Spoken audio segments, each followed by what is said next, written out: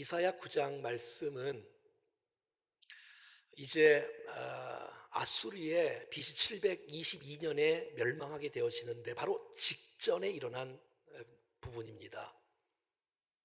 계속해서 사람들은 위기 속에 있고 불안감에 있고 두려움 속에 있었던 백성들, 나라가 넘어갈 수밖에 없는 그러한 상황 가운데 있었던 그러한 상황 속에 하나님은 이사야를 통해서 생명의 말씀을, 희망의 말씀을, 축복의 말씀을 선포하고 있는 것입니다. 메시아가 오신다. 메시아가 오신다. 사랑하는 여러분, 이런 성탄들을 통하여 또 다시 오실 그 주님이 우리 가운데 정말 믿음으로 임함으로 말미암아 우리 모두에게 승리가 주어지는 역사가 있어질 수 있기를 축복합니다. 1절은 이렇게 시작하고 있습니다. 전에 고통받던 자들에게는 흑암이 없으리로다. 옛적에는 여호와께서 스불론 땅과 납달리 땅이 멸시를 당하게 하셨더니 후에는 해변길과 요단 저편 이방의 갈릴리를 영화롭게 하셨느니라. 전에 옛적에 고통받는 자들, 당시에 이 스불론과 납달리는 갈릴리 지역, 밑에는 유대, 가운데는 사마리아, 위에는 갈릴리 지역으로 되어 있는데 북쪽은 위에서 계속해서 쳐들어오는 이런 침략들 때문에 굉장히 힘들었던 지역이에요. 그런데 주님이 오시면 흑암이 없어지는 역사가 나타날 수 있다라고 말하고 있고, 정말 별 볼 일 없던 그 지역이 영화롭게 되어지는 놀라운 축복이 있는데 이 놀라운 영광이 우리에게 임하기를 간절히 소원합니다. 2절에는 말이죠, 이렇게 말하고 있어요. 흑암에 행하던 백성이 큰 빛을 보게 되어지고 사망에 그늘진 땅에 거주하는 자에게 빛이 비춰지는 놀라운 축복이 있는 거예요. 마치 그들의 모습은 흑암에 행하고 캄캄하고 빛은 없고 절망이고 두려움고 소망 없는 그런 백성들의 모습, 사망에 그늘진 땅에 거주하던 백성들, 스불론과 이 모습들이 너무너무 안타까운 모습이 있는 거예요. 그런데 그들에게 하나님께서는 큰 빛을 보여주시고 빛이 비춰주시는 놀라운 축복을 허락해 주신다는 것이에요. 사랑하는 여러분, 어두움 속에 빛이 임하지 않으면 그 어두움 그대로 그냥 있을 거예요. 빛이 임하지 않으면 절망과 불안과 두려움 금방 임할 거예요. 그냥 그대로 임하는 거예요. 하지만 빛이 임하기 시작하면 어둠은 물러가게 될 것이고, 빛이 임하게 되면 절망은 사라지게 될 것이고, 빛이 임하게 되어지면 소망과 희망을 갖게 되어지는 놀라운 역사가 우리 가운데 나타날 줄로 믿습니다. 얼마나 감사해요. 빛 대신 주 예수 그리스도가 이 땅에 오심으로 말미암아 어둠을 몰아내시고 말이지요, 우리에게 빛으로 임하여서 우리에게 희망을 안겨주는 그 놀라운 축복의 메시지의 약속의 예언 아니겠습니까? 요한복음 12장 46절에는 나는 빛으로 세상에 왔다라고 주께서 말씀하시고, 무릇 나를 믿는 자는, 빛 대신 주님을 믿는 자는, 빛 대신 주님을 영접하는 자는 어두움에 거하지 않게 하시기를 주님이 원하시고 있다는 것이에요. 사랑하는 여러분, 빛 대신 주님의 글씨가 아니라 실제가 되어 내 모든 고통과 절망과 두려움이 사라지는 역사가 있기를 간절히 원합니다. 여러분, 고민하는 사람들이 빛을 만나면 고민이 해결되어지고요, 불안에 떨던 사람이 빛이 임하게 되어지면 불안은 사라지게 되어지고 새 희망을 갖게 되는 줄로 믿습니다. 미래가 불안했던 사람들이 빛을 받게 되어지면 앞날이 열리는 놀라운 축복이 일어나고, 미래가 열어지고 희망을 맛볼 수 있는 축복의 사람으로 변화되는 놀라운 축복이 있다는 거예요. 이렇게 빛으로 오신 이 놀라운 성탄에 여러분, 정말 우리 모두가 다시 한번 우리 안에 새 희망을 얻을 수 있는 역사가 일어날 수 있기를 간절히 원합니다. 아무리 개인적인 문제, 자녀적인 문제, 질병의 문제, 가정의 문제, 재정적인 문제, 코로나의 문제, 어떤 문제를 할지라도 빛이 임하기 시작하면, 예수 사나에게 임하기 시작하면 우리 모든 두려움과 공포는 사라질 줄로 믿습니다. 반드시 주께서 그렇게 하시겠다고 약속하시고 계시는 것이에요. 이 메시지는 730년 후에 마태복음 4장에서 예언이 성취되는 거예요. 이는 선지자 이사야를 통해서 하신 말씀을 이루려 하심이라. 사랑하는 여러분, 하나님 말씀은 틀림없고 약속의 말씀은 반드시 성취되는 줄로 믿습니다. 스불론 땅, 납달리 땅과 요단 저편의 이 해변길과 이방의 갈릴리요, 흑암에 앉은 백성이 큰 빛을 보게 되어지고 사망의 땅과 그늘에 앉은 자들에게 빛이 비치게 되었다라고 말씀하시고, 여러분, 주님이 이 땅에 오시면서 그 스불론과 여러분 그 납달리 땅이 여러분 영화롭게 되어지는 땅으로 변화될 뿐만 아니라 그 백성이 두렵고 절망적에 있었던 백성들이 빛을 보게 되어지고, 그래서 여러분 이 메시지가 선포된 이후에 주님께서 이렇게 말씀하는 거예요. 회개하라, 빛을 받아들여라, 어둠 속에 있지 말아라. 빛을 받아들이면 그 심령 안에 하나님의 나라, 하나님의 통치, 천국이 임한다고 성경은 말씀해 주고 있다는 것이에요. 사랑하는 여러분, 빛을 받으면 어떤 일이 일어날까요? 3절에 주께서 이 나라를 창성케 하시는 은혜가 있다는 것이에요. 여러분, 별 볼 일 없는 땅이 여러분 빛이 임하기 시작하고 주께서 이 나라를 창성케 하심으로 말미암아 연약하고 힘들고 어렵고 전쟁에 망할 이 나라가 여러분 창성케 되어지고 하나님 나라로 완성되어지는 놀라운 축복으로 이어지는 것이에요. 마치 창세기 12장의 말씀처럼 아브라함을 선택하시고 내가 너로 큰 민족을 이루어 주겠다, 내가 너 이름을 창대하게 주겠다고 약속하신 그 메시지가 그대로 이루어지는 것이 아니겠어요? 뿐만 아니라 빛이 오게 되어지면 어떤 역사가 일어나느냐, 절망과 불안과 두려움했던 백성들이 즐거움이, 여러분 오늘 본문의 즐거움이 4번씩이나 계속해서 반복되어지면서 그 안에 새 희망의 역사, 기쁨의 역사, 이 즐거움의 역사가 일어날 수가 있다는 거예요. 어떤 즐거움이지요? 여러분, 추수하는 즐거움.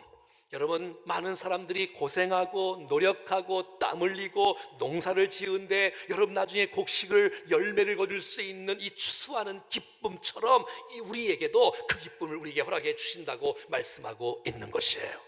탈취물을 나눈다는 것은 전쟁에 나가서 패배하면 죽거나 다 빼앗기지만 여러분 전쟁에 나가서 승리하면 전리품을 얻게 되어지고 이 전리품을 함께 나누는 놀라운 축복의 은혜가 있다는 거예요. 그것처럼 우리가 주님 앞에서 즐거움이 회복될 것이며 기쁨이 회복될 것을 예언하고 계시는데 이 놀라운 메시지가 우리 모두에게 그대로 임할 줄로 믿습니다. 마지막 때에 주께서 우리를 보시고 잘했다, 착하고 충성된 종들아, 내 즐거움에 참여할지어다라고 말씀하시며 우리 가운데 기쁨과 즐거움을 허락하실 주님을 찬양합니다.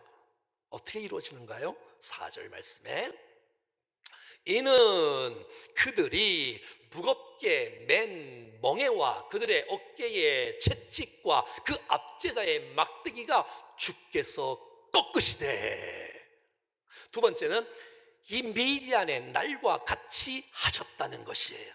빛이 와서 어둠들을 몰아내고 기쁨을 주실 수 있는 그 놀라운 것은 이 역사적인 두 가지 사건들을 통해서 보면 하나님이 하시겠다는 거예요.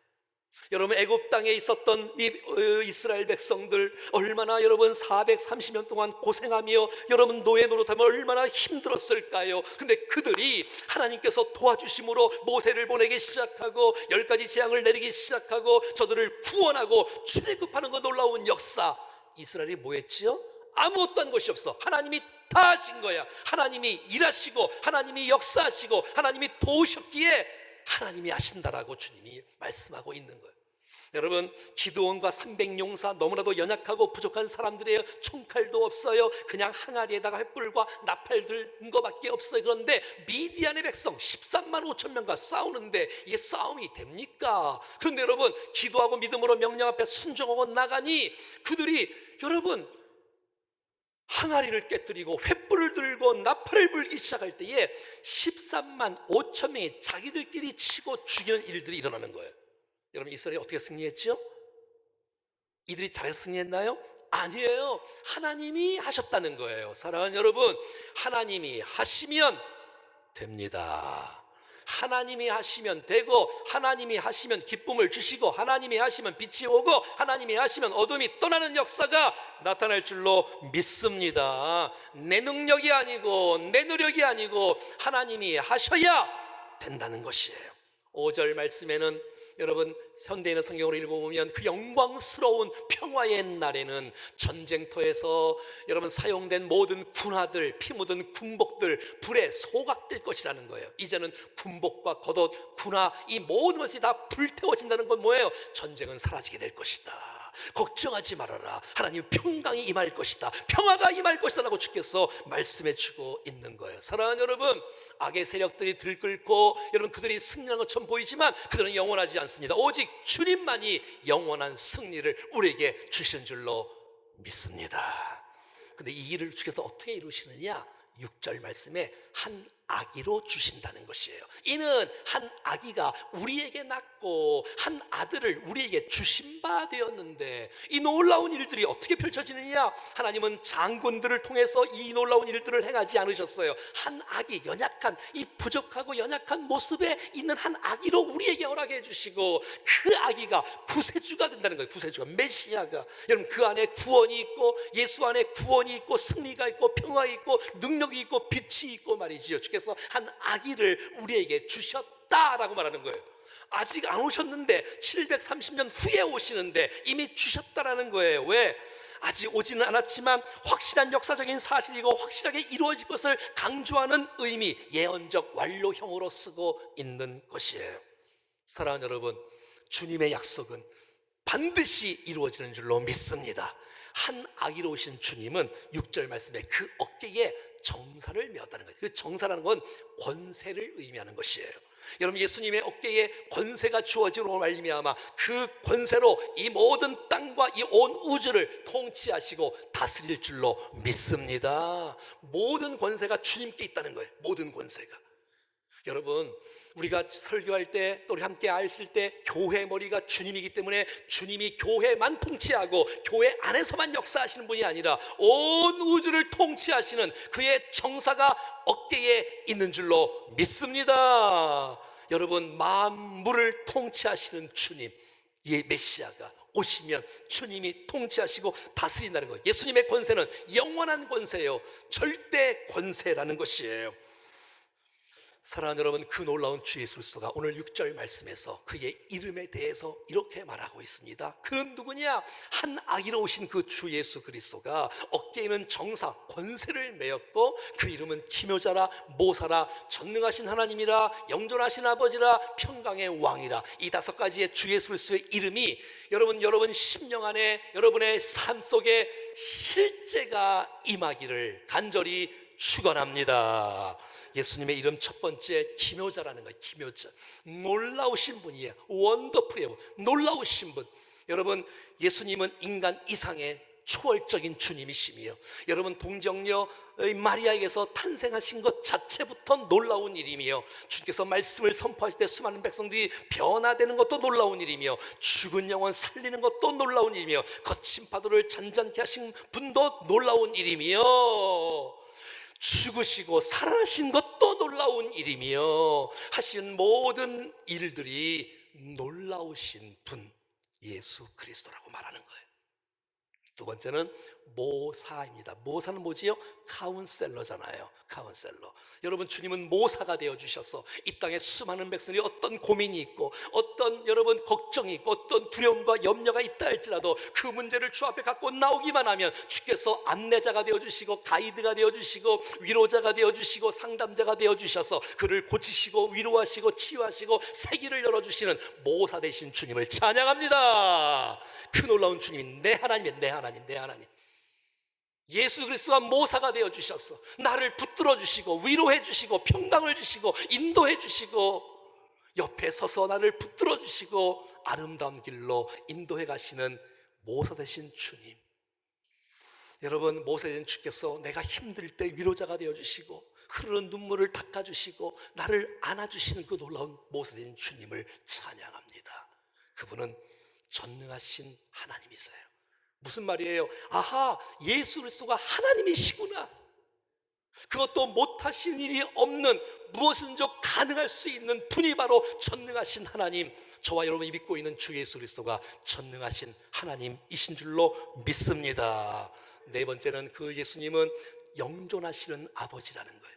여러분, 육신의 아버지는 있다가 없어지기도 해요. 우리의 만족을, 책임도, 공급을 다 책임질 수 없는 분이기도 해요. 하지만 우리 예수 그리스도는 영존하신 아버지, 잠깐 있다가 떠난 분이 아니라 영원히 존재하셔서 우리와 함께 하시고 우리를 도우시고 붙들어 주시는 분이 바로 영존하신 아버지 주 예수 그리스도인 줄로 믿습니다. 그분이 아버지가 되어 주신대.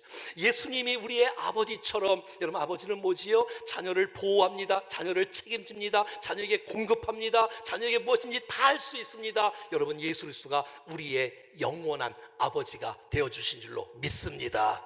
우리를 책임지시되 영원토록 책임지시며, 우리를 공급하시되 영원까지 공급하시며, 영원토록 함께 하시는 그 놀라운 주님이 바로 주 예수 그리스도이시란 말이에요. 여러분, 그분은 평강의 왕이세요. 얼마나 감사해요. 여러분, 예수 그리스도가 이 땅에 오시는데 이 세상의 왕들은 군림하고 여러분 폭력을 쓰고 독재를 하지만, 여러분, 주 예수 그리스도가 이 땅에 오실 때에는 평강의 왕으로 오신다는 거예요. 우리에게 평화를 주시러 이 땅에 오신다는 거예요. 샬롬을 주시려고. 이 샬롬 평화에는 주님의 속성이 다 들어가 있는 거예요. 전쟁은 그치게 되어지고, 우리의 불안한 마음이 평강으로 임하게 되어지고, 우리를 보살펴주고 붙잡아주고 승리로, 믿음으로 이끄시는 놀라운 주님 말이죠. 사랑하는 여러분, 주님이 평화의 주님 아니십니까? 예수님 탄생하실 때에 여러분, 천사들이 목자에게 나타나셔서 여러분, 두려워 말라라고 말씀하시며, 하늘엔 영광이요 땅에서는 하나님을 기뻐하심을 입은 자들에게 평화라고 말씀하시고, 주님이 부활하신 이후에 첫 번째 메시지가 너희에게 평강이 있을지어다라고 말씀하시고, 여러분, 이 평화를 맛본 사람, 그리고 이 평화를 함께 나눌 수 있는 사람, 화평케 하는 자는 복이 있나니 너희가 하나님의 아들이라 일컬음을 받을 것이며, 우리가 평화를 맛보고 평화스럽게 인생을 살아갈 수만 있다면, 다툼이 그치고 오해가 그치고 갈등이 사라지고 평화스럽게 살아갈 수만 있다면, 주께서 우리에게 말씀하실 거예요. 너 어쩜 나를 닮았니? 화평케 하는 자는 복이 있나니 저희가 하나님의 아들이라 일컬음을 받을 것이며. 사랑하는 여러분, 이 성탄절기에 우리 안에 불안과 다툼과 원함과 시기와 질투가 사라지고 하나님의 평화가, 하나님의 평강이 임하기를 간절히 원합니다. 그런 평화를 누리고 있습니까? 주님을, 평화의 주님을 영접하고 있습니까? 그분의 통치 속에 살아가고 있습니까? 우리는 원래 평화가 없던 사람이었어요. 죄 때문에 주님과의 관계가 끊었던 사람이었어요. 그런데 여러분, 에베소 2장 14절 말씀을 이렇게 선포합니다. 그는, 메시아는, 예수 그리스도는 우리의 화평이신지라. 둘로 하나를 만드사 원수된 것, 곧 중간에 막힌 담을 자기 육체로 십자가로 헐어버리시고 하나님과 우리가 화평의 관계로 되어지는 놀라운 축복을 허락해 주신 것입니다. 우리가 사람과의 관계에서도 마찬가지입니다. 이방인과 유대인, 남자와 여자, 여러분 모두가 다 하나 되어, 주인과 종이 하나 되어지는 이 화평의 관계를 주께서 하게 하시려고 이 땅에 오셨는데, 우리가 화평을 깨면 되겠습니까? 우리가 여러분 화평을 나누면 되겠습니까? 하나 되라고 오신 그 놀라운 주님을 받아들임으로 우리 모두가 주 안에서 화평의 관계를 유지하며 아름답게 살아갈 수 있기를 간절히 원합니다. 사랑하는 여러분, 이번 성탄절기가 평화의 왕으로 오신 그 놀라운 주님을 영접함으로 우리의 인생이 아무리 힘들고 어려워도 세상에 줄 수 없는 하나님의 평강이 우리의 심령을 통치할 수 있기를 주의 이름으로 간절히 축원합니다. 7절은 이렇게 말합니다. 이것이 어떻게 가능하냐? 이게 어떻게 가능하냐? 700년 후에 메시아가 온다고? 흑암 중에 고통이 없어진다고? 영화로운 땅이 된다고? 그 스불론 땅이? 여러분, 예수님이 그 땅에서 정말 사역을 하셨어요. 나라가 흥왕케 된다고? 근심이 사라진다고? 어둠이 떠난다고? 그게 어떻게 가능하냐? 그게 사람의 노력과 사람의 지혜로 가능하냐? 안 된다는 거예요. 오늘 7절은 선포합니다. 그 정세와 그의 권세와 그 평강의 더함이 무궁하며, 또 예수 그리스도는 다윗의 후손으로 오셨는데 이 다윗의 왕자, 다윗에게 주셨던 사무엘하 7장 14절에 있는 이 사무엘이 이 나단 선지자를 통해서, 나단 선지자가 다윗에게 주셨던 이 다윗의 약속, 언약의 메시지가 예수 그리스도를 성취되어지고, 그 성취됨을 통해서 예수 그리스도가 이 땅에 오게 되어지고, 하나님 나라가 선포되어지고, 결국 하나님의 은혜가 넘쳐나는 놀라운 축복에서 일어나는데, 그것은 만군의 여호와의 열심히 이것을 이루시겠다고 약속하고 있는 것이에요. 내 인생 회복되는 거, 여러분 민족과 지역과 교회와 우리 모든 가족들이 회복되는 거, 빛을 받아서 기쁨으로 회복되는 거, 여러분 정말 연약한 나라가 여러분 강성하게 되어지는 거, 슬픔 속에 있는 사람들이 기쁨으로 변화되는 거, 정말 여러분 불안하고 불안한 그런 모습 속에서 해방받는 거, 내 힘으로 할 수는 없지만 하나님의 열심히, 하나님의 열심히, 만군의 여호와의 열심히 이 모든 것을 이루어 주실 줄로 믿습니다. 여러분, 만군의 여호라는 말은 무슨 말이에요? 만군의 여호라는 말은 아무도 그 뜻을 꺾을 수가 없다, 하나님의 약속은 반드시 이루어진다고 말씀하시는 것이 바로 만군의 여호와인 것이에요. 여러분, 지금도 하나님은 일하시고 계십니다.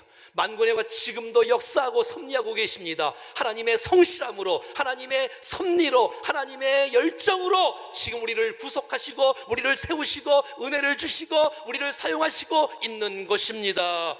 사랑하는 여러분, 여호와의 열심으로 예수가 이 땅에 오신 것입니다. 여호와의 열심으로 우리가 구원받게 된 것입니다. 여호와의 열심으로 주 앞에 쓰임받고 살아가는 것입니다. 여호와의 열심으로 소망 가운데 미래가 열어지는 놀라운 역사가 나타날 줄로 믿습니다. 고린도후서 13장에는 그리스도께서 약하심으로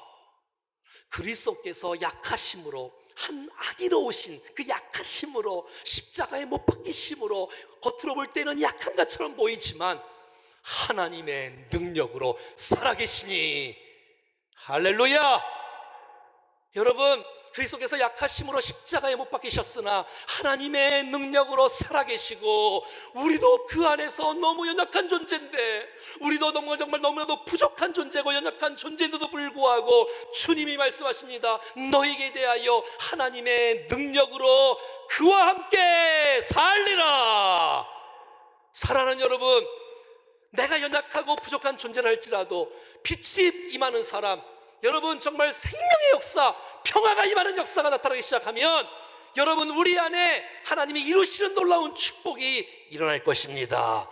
연약함은 강함으로 변할 것이며 이 연약함은 여러분 창성함으로 세워지는 놀라운 축복이 있을 줄로 믿습니다.